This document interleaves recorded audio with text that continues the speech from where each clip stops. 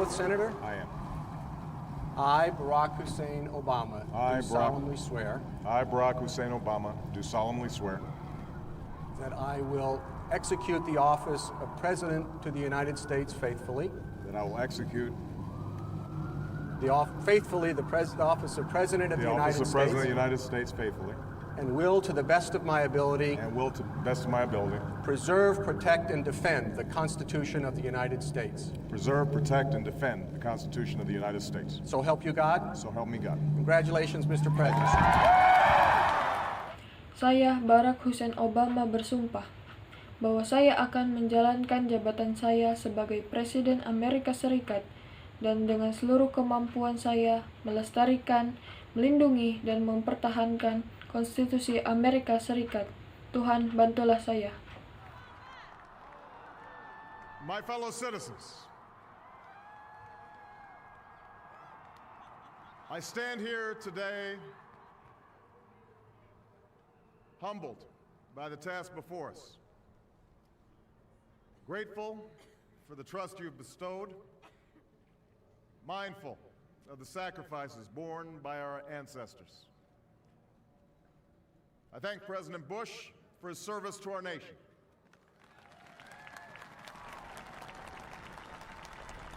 As well as the generosity and cooperation he has shown throughout this transition. Rekan-rekan sebangsa dan setanah air, saya berdiri di sini hari ini dengan rendah hati oleh tugas di depan kita. Berterima kasih atas kepercayaan yang Anda berikan, dan teringat akan pengorbanan oleh leluhur kita. Saya berterima kasih kepada Presiden Bush atas jasanya pada bangsa kita, dan juga atas kemurahan hati dan kerjasama yang ditunjukkan selama masa transisi ini. 44 Americans have now taken the presidential oath.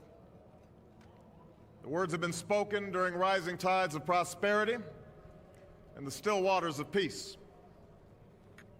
Yet, every so often, the oath is taken amidst gathering clouds and raging storms. At these moments, America has carried on not simply because of the skill or vision of those in high office, but because we, the people, have remained faithful to the ideals of our forebears and true to our founding documents. So it has been, so it must be with this generation of Americans. Sudah 44 warga Amerika Serikat yang diambil sumpahnya sebagai presiden. Kata-kata dalam jabatan itu telah diucapkan di masa kemakmuran dan di masa damai. Namun, ada kalanya sumpah jabatan kepresiden itu diambil di tengah situasi gawat dan badai yang berkecamuk. Pada saat ini, Amerika terus melaksanakan tugasnya, bukan hanya karena keterampilan atau visi mereka yang memegang jabatan tinggi, tetapi karena kita rakyat Amerika tetap setia pada cita-cita leluhur kita dan setia pada dokumen-dokumen yang dirumuskan oleh pendiri negara kita. Demikianlah adanya, dan memang selalu demikianlah yang harus dilakukan oleh generasi orang Amerika yang sekarang ini. That we are in the midst of crisis is now well understood. Our nation is at war against a far-reaching network of violence and hatred. Our economy is badly weakened, a consequence of greed and irresponsibility on the part of some, but also our collective failure to make hard choices and prepare the nation for a new age. Homes have been lost, jobs shed, businesses shuttered. Our health care is too costly, our schools fail too many, and each day brings further evidence that the ways we use energy strengthen our adversaries and threaten our planet. Memang sudah dipahami bahwa kita sedang berada di tengah krisis. Bangsa kita kini sedang terlihat perang melawan jaringan kekerasan dan kebencian yang jauh jangkauannya.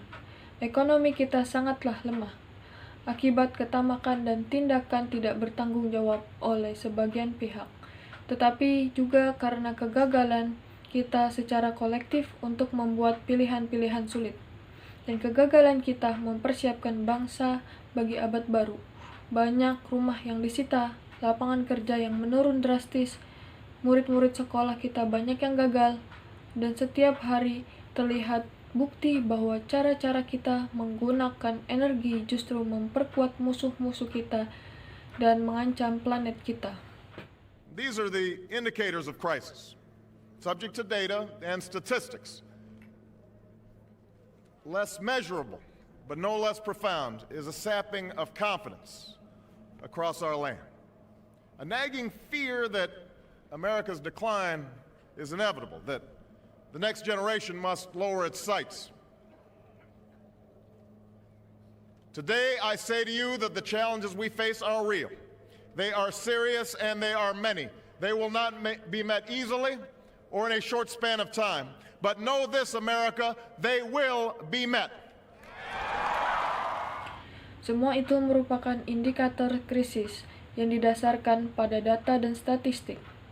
Yang kurang bisa diukur tetapi tidak kurang pentingnya adalah melemahnya keyakinan di seluruh pelosok Amerika.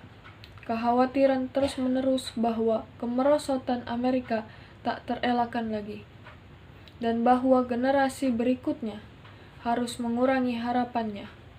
Hari ini saya katakan kepada kalian bahwa tantangan yang kita hadapi adalah nyata. Tantangan ini serius dan banyak, tidak akan mudah diatasi dan tidak bisa diatasi dalam jangka pendek. Tetapi ketahuilah, ini adalah Amerika yang akan mereka hadapi. On this day, we gather because we have chosen hope over fear, unity of purpose over conflict and discord. On this day, we come to proclaim an end to the petty grievances and false promises, the recriminations and worn-out dogmas that for far too long have strangled our politics. We remain a young nation, but in the words of Scripture, the time has come to set aside childish things. The time has come to reaffirm our enduring spirit, to choose our better history, to carry forward that precious gift, that noble idea passed on from generation to generation, the God-given promise that all are equal, all are free, and all deserve a chance to pursue their full measure of happiness. Pada hari ini kita berkumpul karena lebih memilih harapan daripada ketakutan, kesatuan tujuan daripada konflik dan pertentangan. Pada hari ini kita berkumpul untuk menyatakan berakhirnya keluhan-keluhan kecil dan janji-janji palsu, saling tuduh dan berbagai dogma lusuh yang sudah terlalu lama mencekik politik kita. Negara kita masih muda. Dengan meminjam kata-kata dalam kitab suci, saatnya sudah tiba kita menepiskan sifat kekanak-kanakan. Saatnya sudah tiba untuk menandaskan lagi semangat kita yang tegar, memilih jalan sejarah yang lebih baik, melanjutkan pemberian berharga, janji yang diberikan Tuhan bahwa semua kita setara, kita semua bebas, dan semua layak memperoleh kesempatan untuk mengejar kebahagiaan sepenuhnya. For us, they packed up their few worldly possessions and traveled across oceans in search of a new life. For us, they toiled in sweatshops and settled the West, endured the lash of the whip, and plowed the hard earth. For us, they fought and died in places like Concord and Gettysburg, Normandy, and Quezon. Time and again, these men and women struggled and sacrificed and worked till their hands were raw so that we might live a better life. They saw America as bigger than the sum of our individual ambitions, greater than all the differences of birth or wealth or faction. Demi kita, mereka menguras harta milik mereka yang tak seberapa dan menyeberangi samudra untuk mencari kehidupan baru. Demi kita, mereka banting tulang dengan upah minim dan menetap di pantai barat, menahankan pukulan cambuk dan mencangkul tanah yang keras. Demi kita, mereka bertempur dan mati di tempat-tempat seperti Concord, Gettysburg, Normandy, dan Quezon.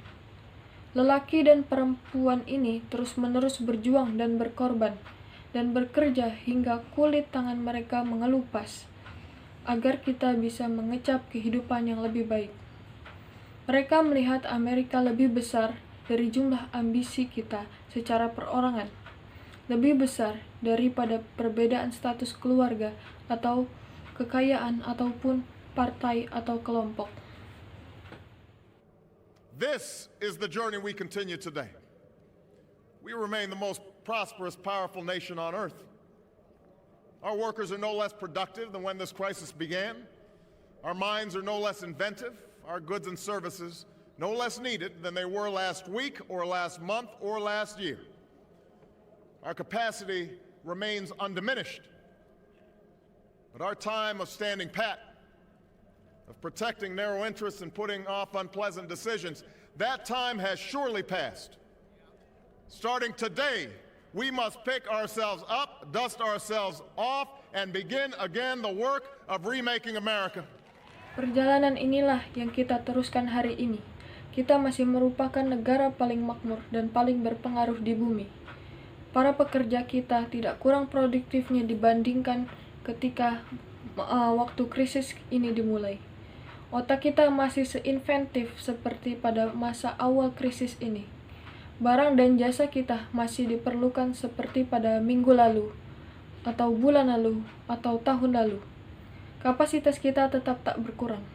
Tetapi masa kita untuk berdiam diri, melindungi kepentingan sempit, dan menunda keputusan-keputusan yang tak menyenangkan sudah harus berlalu.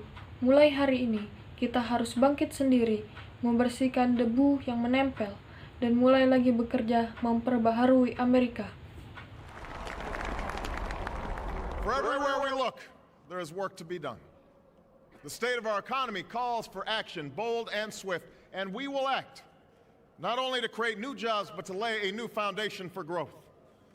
We will build the roads and bridges, the electric grids and digital lines that feed our commerce and bind us together.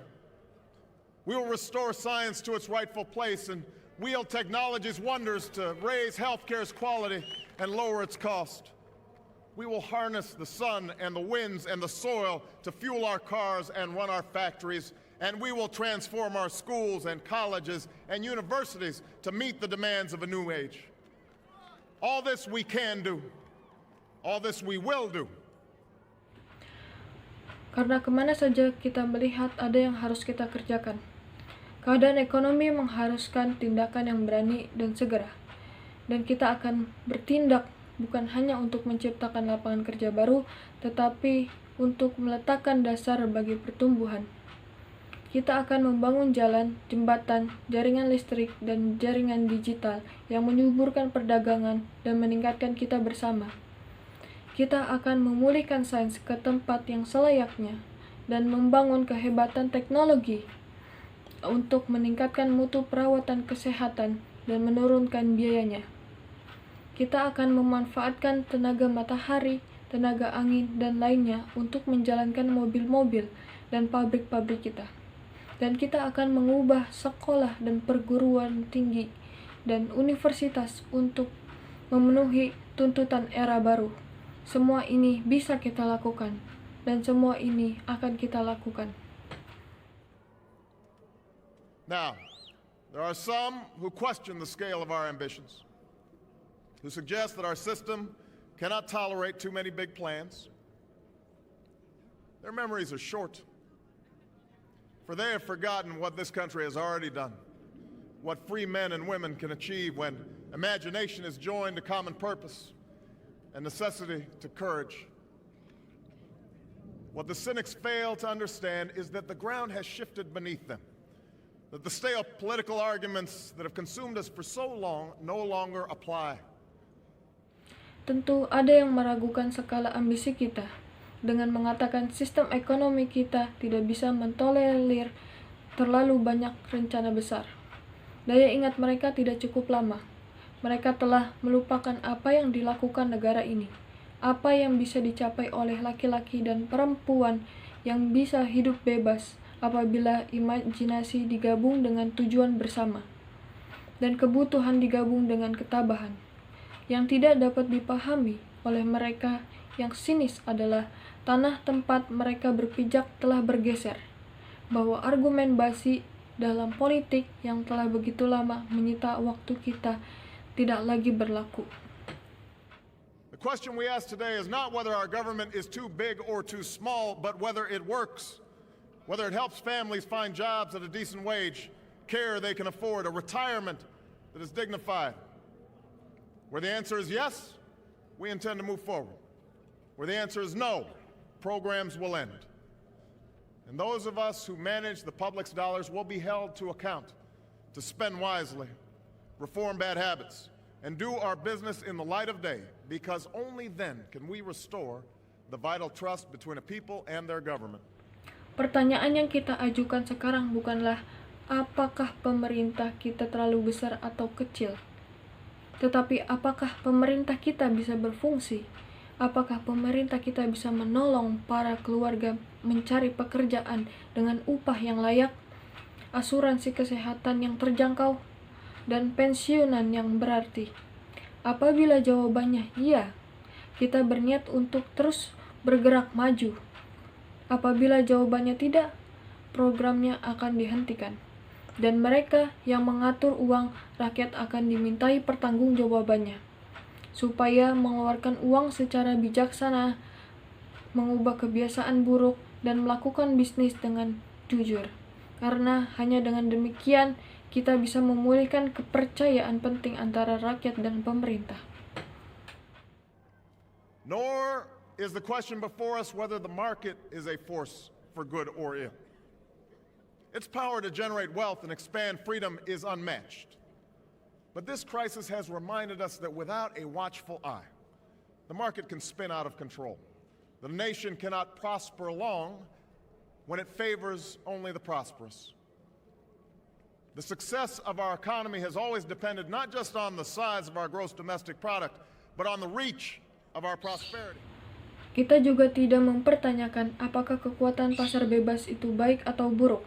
Kekuatan pasar bisa membina kekayaan dan memperluas kebebasan kita. Tetapi krisis ini telah mengingatkan kita bahwa tanpa pengawasan yang ketat, kekuatan pasar bebas ini bisa terlepas dari kontrol, dan suatu bangsa tidak bisa makmur untuk waktu lama apabila hanya mementingkan orang kaya.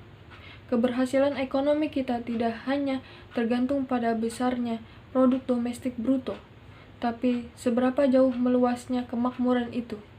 Pada kemampuan kita memberikan kesempatan kepada setiap orang yang mau bekerja, dan bukan karena bebas kasihan, karena itulah jalan yang paling pasti guna mencapai kemakmuran bersama. On the ability to extend opportunity to every willing heart, not out of charity, but because it is the surest route to our common good.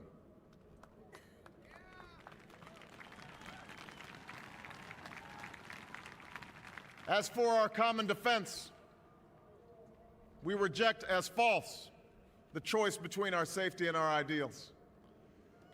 Our founding fathers,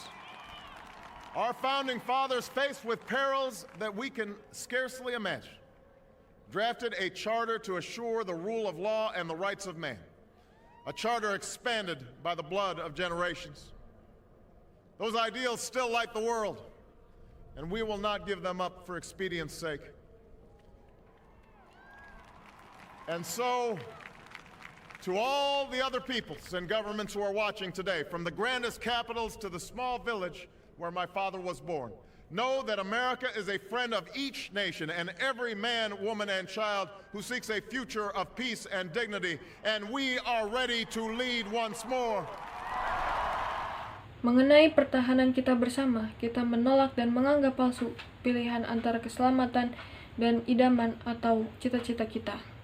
Para pendiri negara ini dihadapkan pada bahaya yang tak terbayangkan, menyusun sebuah piagam untuk menjamin supremasi hukum dan hak setiap orang. Sebuah piagam yang diperkuat oleh perjuangan generasi demi generasi. Semua cita-cita ini masih memerangi dunia, dan kita tidak akan meninggalkannya demi mencapai penyelesaian yang cepat. Karena itu, bagi semua orang dan pemerintahan yang menyaksikan pelantikan hari ini, mulai dari kota-kota besar sampai ke kota kecil di mana ayah saya dilahirkan, ketahuilah bahwa Amerika adalah sahabat setia negara, dan sahabat setiap lelaki, setiap perempuan, dan setiap anak yang menghendaki masa depan yang damai dan bermartabat, dan bahwa kita siap untuk memimpin lagi.